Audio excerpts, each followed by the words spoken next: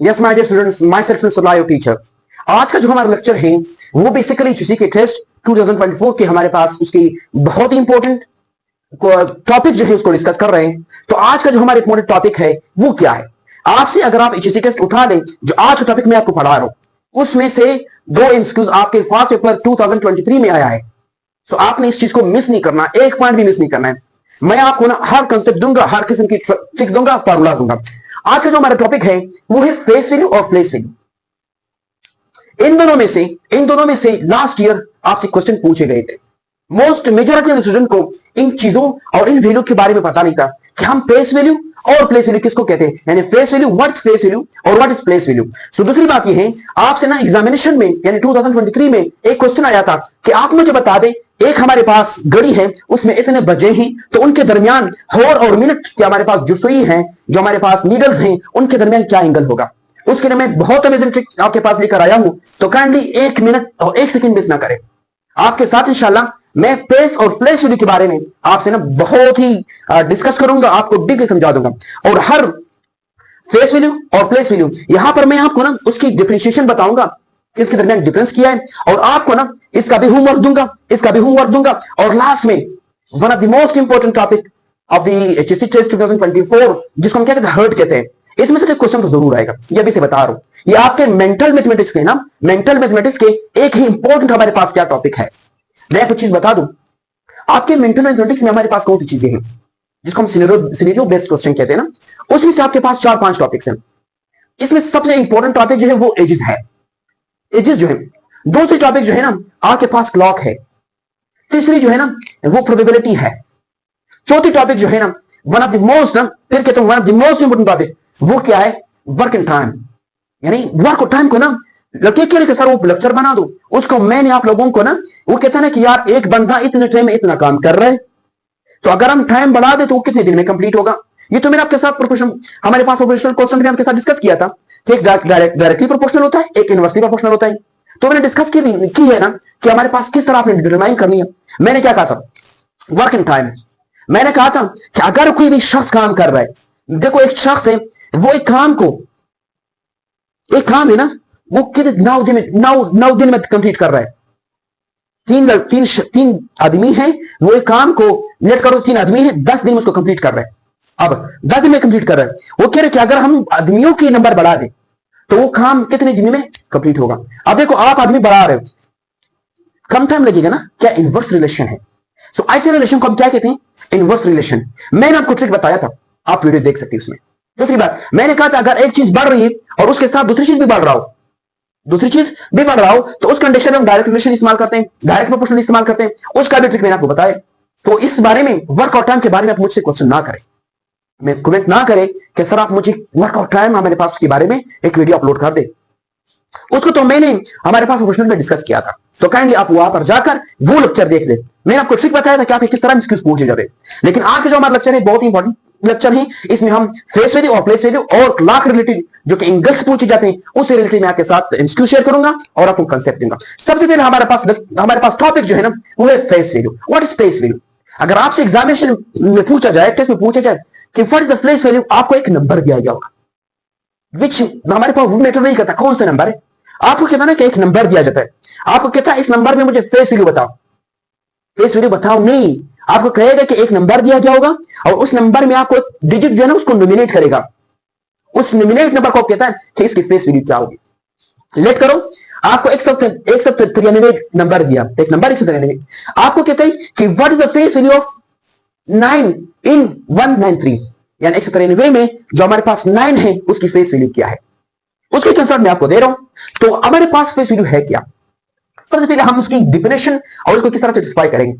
अब face value क्या है, the value of digit itself in a given number, यानी एक नंबर दिया गया है और उस नंबर में आपसे क्या पूछा गया, आपसे पूछा गया ना कि उसकी हमारे पास फेस वैल्यू बताओ।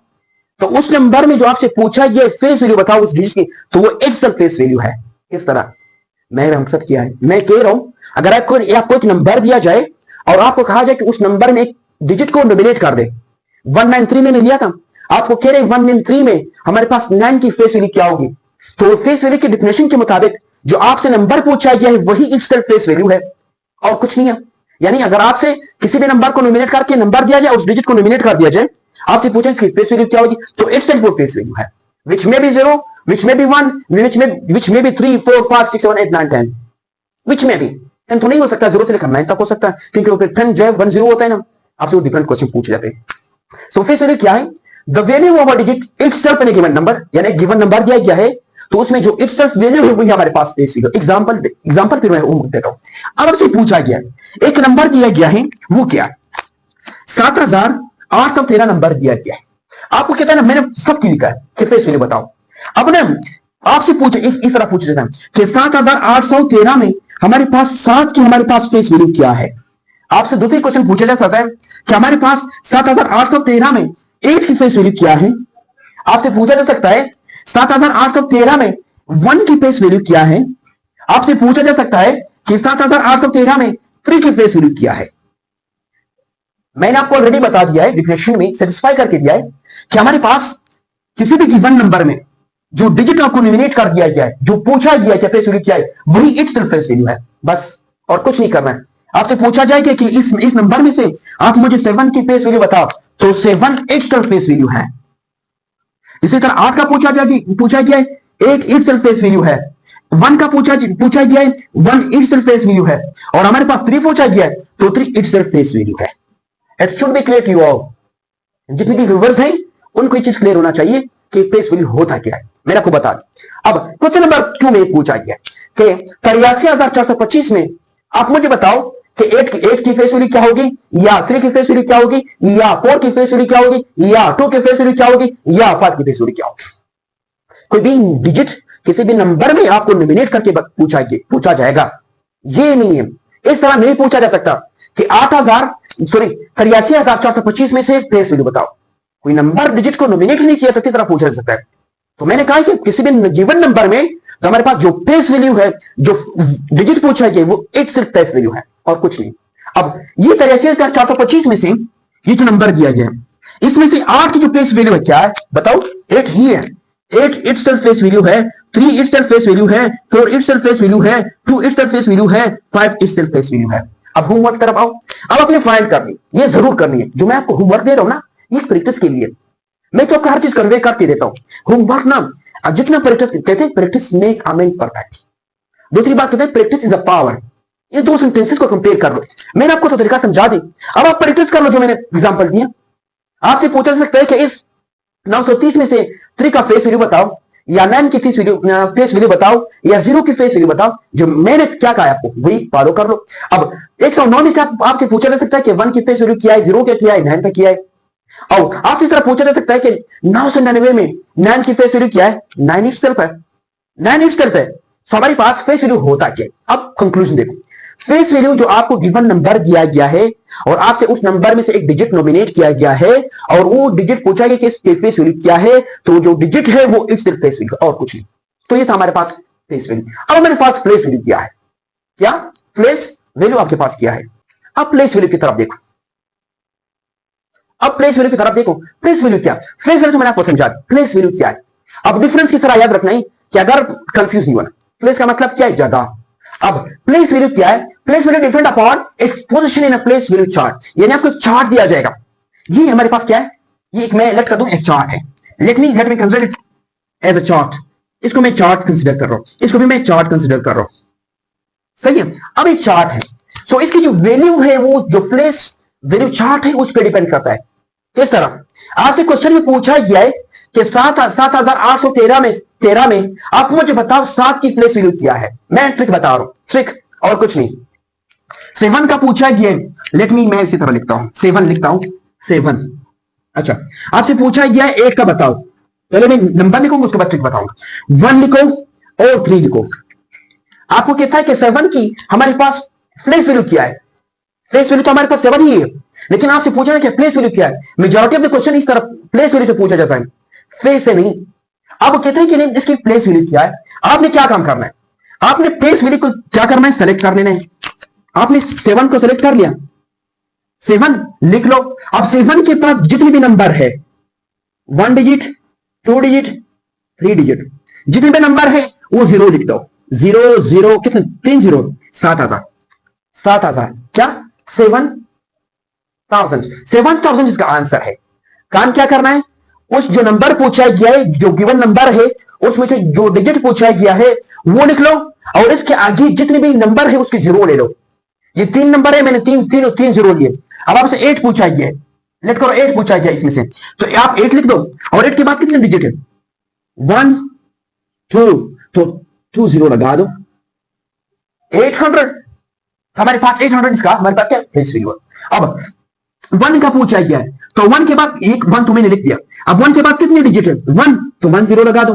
अब 3 पूछा गया है, 3 इट सेल्फ हमारे पास क्या है, प्लेस वैल्यू है। क्यों, क्योंकि इसके बाद हमारे पास कोई डिजिट है नहीं जो मैं जीरो लिख दो। सो काम क्या करना है, एक काम करना है, अगर कोई भी हमारे पास नंबर दिया गया हो और आपसे पूछा जाए कि प्लेस वैल्यू फाइंड कर दो, तो आप वो नंबर लिख लो। 7 है, मैंने 7 लिख दिया। अब 7 के आगे जितनी भी हमारे पास नंबर है उसको क्या कर दो, जितने नंबर है उसको जीरो से रिप्लेस कर दो, उसे क्या आगे लिखता हूं, तो हमारे पास आपकी प्लेस वैल्यू बन जाएगा। समझ आ रहा है। क्वेश्चन नंबर 2 क्या है, क्वेश्चन नंबर 2 ये है कि 83,425 में से, ये एग्जांपल नहीं कर रहा हूं, 83,425 में से आप मुझे बताओ 8 की प्लेस वैल्यू क्या है, 3 का प्लेस वैल्यू क्या है, 4 और 2 और 5 का कितना प्लेस वैल्यू है। अब मैंने क्या कहा था, मैं आपके पास क्या करूंगा, 8 करूंगा। अच्छा मैंने 8 लिख दिया, सॉरी सारे में लिख लूंगा। पहले 8 है, फिर क्या है, 3 है, फिर 4 है, फिर 2 है, फिर 5 है। अब आपसे पूछता है कि 8 की हमारे पास प्लेस वैल्यू क्या होगी। मैंने कहा था 8 लिख दो, और इसके आगे जितने भी जीरो है, कितने जीरो है, सॉरी कितने डिजिट है, 1 डिजिट, 2 डिजिट, 3 4, अब 4 जीरो के साथ लिख दो, 2 3 4। हमारे पास इसकी प्लेस वैल्यू, 8 की प्लेस वैल्यू कितना है। अब 3 का पूछ रहा है, 1 1 2 3 आ रहे, सही है, 3 आ रहे, तो इसके साथ कितने लिख दो, 3 लिख दो। अब इसके साथ कितना लिख दो, 4 के साथ 2 लिख दो, और इसके साथ कितना, 0, और हमारे पास ये 5 है। अब देखो एक ट्रिक याद रखो, हाईएस्ट किया है, हाईएस्ट प्लेस वैल्यू किसकी, 7 की। आपसे इस तरह क्वेश्चन में पूछा सकता है कि आपको एक नंबर दिया जाएगा ना, ये आपको कहीं पे नहीं मिलेगा। मैं और एक और बात पूछ रहा हूं आपसे, ये नहीं पूछा जाता। अब अगर इस तरह क्वेश्चन नहीं पूछा गया, आपसे पूछा जा सकता है कि भाई आप मुझे बता दो कि हमारे पास एक गिवन नंबर है, उस गिवन नंबर में हाईएस्ट प्लेस वैल्यू किसकी है। किसी ने अभी तक बताया आपको, किसी वीडियो में आपको मिला है, नहीं मिला है, तो मैं बता रहा क्या कि अगर आपको एक नंबर दिया जाए और उसमें से आपसे पूछा जाए कि इस नंबर में हाईएस्ट, यानी किस डिजिट की हमारे पास, यानी गिवन नंबर में किस डिजिट की हमारे पास हाईएस्ट प्लेस वैल्यू है, तो हमारे पास 7 ही है, 7 ही है। दूसरी बात, अगर आपको एक नंबर दिया जाए, कहता है कि इस नंबर में से किस डिजिट की हमारे पास, वो तो हाईएस्ट ना, लोवेस्ट हमारे पास प्लेस वैल्यू हमारे पास, वो तो हमारे पास 3 है या 5 होगा। तो ये इंपॉर्टेंट क्वेश्चन है, इस तरह याद नहीं करना है कि सर ने सिर्फ हमें प्लेस वैल्यू की पोजीशन बताया था, ये नहीं बताता कि हाईएस्ट कौन होगा, लोवेस्ट कौन होगा। ये आपको किसी वीडियो में नहीं मिलेगा। आप चेक कर लो, यूट्यूब को सर्च कर लो, जितनी सर्च करनी कर लो, ये आपको नहीं मिलेगा। मैंने आपको क्या प्लेस वैल्यू बता दी, उसकी हाईएस्ट प्लेस वैल्यू बता दी, लोवेस्ट प्लेस वैल्यू बता दी। अब आपसे ना ये भी पूछा, इसलिए पूछा सकता कि हाईएस्ट प्लेस वैल्यू क्या है, 7 है, लोवेस्ट प्लेस वैल्यू क्या है, 3 1 है। हाईएस्ट और एक highest place value, lowest place value और लोवेस्ट प्लेस वैल्यू, ये आपने भी याद रखनी है, आपसे भी पूछा जा सकता है, कंफ्यूज नहीं होना है। अब हमारे पास इंपॉर्टेंट क्वेश्चन जो है ना, आपके हमारे पास टेस्ट का इंपॉर्टेंट क्वेश्चन वो है क्लॉक। यानी आपको एक हमारे पास एक स्टेटमेंट होगा, उस स्टेटमेंट में क्या मेंशन होगा कि हमारे पास एक घड़ी है और उस घड़ी में इतनी टाइमिंग है। उसमें से 2 टाइप्स में आपको डिस्कस करूंगा। टाइप 1 क्या है, यानी इस टाइप 1 में मैं आपके साथ क्या डिस्कस करूंगा, आपके साथ क्या होगा, एग्जैक्ट टाइमिंग दिया गया होगा, यानी उसमें से आपकी मिनट 0 होगा। किस तरह, आपको कहता है कि आप मुझे एंगल बताओ, हमारे पास क्या है, 2 o'clock में एंगल क्या होगा, 3 o'clock में एंगल क्या होगा, 4 o'clock में एंगल क्या होगा। एंगल किसके दरमियान, बिटवीन हॉर एंड मिनट, यानी हॉर और मिनट के दरमियान जो सुई है ना, ये कौन सी सुई है, ये मिनट की है, ये किसकी है, हॉर की है। अब अगर आपसे पूछा जाए कि एक घड़ी है उसमें टाइमिंग जो है ना वो क्या है, 5 o'clock है, आपको कहता है कि फाइंड द एंगल बिटवीन क्या, बिटवीन 5 o'clock, यहां पर मैंने सॉरी, यहां पर क्या लिखना है, यहां पर 2 लिख दो, यहां पर मैं इसका ना, क्योंकि 2 अभी क्या है, 2 है। आपको कहते हैं कि दरमियान जो एंगल बन रहा है, ये क्वेश्चन पूछा जाए कि what is the angle, the angle made between 2 o'clock, between 2 o'clock, यानी 2 o'clock के जो हमारे पास सुई है उनके दरमियान जो एंगल बन रहे, बताओ ट्रिक क्या है। अगर आपसे एग्जैक्ट हमारे पास क्वेश्चन याद जेल में रखो, क्या ट्रिक क्या है। एक ट्रिक तो ये, एक वो ट्रिक ये कि अगर आपको एग्जैक्ट टाइमिंग हो, 2 o'clock हो, 3 o'clock हो, 4 o'clock हो, मिनट में 0 मिनट हो, मिनट मेंशन ना हो, इस तरह ना हो कि 2 o'clock 2 और 10 मिनट या हमारे पास 3 और 1 मिनट, ये चीज ना हो। एग्जैक्ट हमारे पास एग्जैक्ट टाइमिंग हो, एग्जैक्ट हो किस तरह 2 o'clock 3 o'clock 4 o'clock 7 o'clock 10 o'clock, इस तरह के हो। तो उसको सॉल्व करने के लिए एक काम करना है। क्या काम करना है वो ये ना, मैं आपको बता रहा हूं, जो नंबर दिया गया है, जो होर दिया गया है ना, जो होर दिया गया है ना, जस्ट उसको 30 से क्या कर दो, मल्टीप्लाई कर दो, 30 से मल्टीप्लाई कर दो। अब मुझसे 2 o'clock क्या हमारे पास ये पूछा गया, तो मैं इसको 2 से मल्टीप्लाई कर दूंगा, तो आपके पास जो आंसर आएगा, तो हमारे पास 60 आंसर है। 60 degree is the angle made between hour and minute needles 2 o'clock 2 o'clock। अब 7 o'clock में इसका क्या होगा, जस्ट 7 से हमारे पास क्या कर दो, मल्टीप्लाई करो, 3 7 21, हमारे पास 210 है, सही है। अब 10 o'clock में जस्ट 10 को इसके साथ मल्टीप्लाई कर दो, तो 10 को मल्टीप्लाई कर दिया, तो हमारे पास 300 इसका आंसर है। क्या 0, हमारे पास 300 इसका आंसर है। ये ना इस तरह के क्वेश्चन पूछे जा सकते हैं, यानी मेजॉरिटी ऑफ क्वेश्चन इस तरह पूछे जाते हैं ना आपके टेस्ट में, और कुछ नहीं है, सिंपल ना। जो मैं क्या कह रहा हूं, जो हमारे पास टाइमिंग होर दिया गया है उसके साथ कोई मिनट मेंशन नहीं है, वो कह रहे कि 2 o'clock 3 o'clock 4 o'clock 6 o'clock 10 o'clock 11 o'clock, जो भी हो, कहता है आप उसमें से हमारे पास एंगल फाइंड कर। अब मैंने इसके दरमियान तो एंगल फाइंड कर दी, इनके दरमियान और 12 और 6 के दरमियान एंगल 7 के दरमियान एंगल फाइंड कर दी, और 12 और 10 के दरमियान एंगल फाइंड कर दी। तो हमारे पास इसकी एंगल फाइंड करने के लिए जस्ट जो होर दिया गया है उसको 30 से मल्टीप्लाई कर, बस एग्जैक्ट ट्रिक है। इसके पीछे नहीं भागो, क्यों किया नहीं भागो, उसका रीजन ये कि आपकी जो घड़ी है ना, वो 2 पार्ट 2 सेक्टर में डिवाइड किया गया, उसके साथ कोई काम नहीं है, वो मैं आपको नहीं पढ़ा, वो फिजिक्स है, फिजिक्स की क्लासेस अलग होंगे, ये नहीं, ये आपकी मैथ की क्लास है, ये मैथ के रिलेटेड जिस तरह के एमसीक्यूज पूछे जाएंगे मैं उसका ट्रिक बता दूंगा आपको। ये अब टाइप 2 किया है, टाइप 2 में ना, इसमें तो हमारे पास एग्जैक्ट 2 o'clock 3 o'clock 4 o'clock, इसमें से आपसे पूछा सकता है कि angle made between hour and minute needle कब 8 डैश हमारे पास 40, यानी 8 हो रहे और 40 मिनट है, कहता है उसके दरमियान एंगल फाइंड कर। और ये पूछते कहता है 6-10 पे 6-10 हमारे पास उसके दरमियान एंगल क्या होगा, या 9-20 पे इसका एंगल क्या होगा। और होमवर्क तो मैंने आपको दिया, इसमें तो मैंने होमवर्क नहीं दिया, यहां पर मैं आपको होमवर्क दे रहा हूं, वो दोनों एक ही साथ है।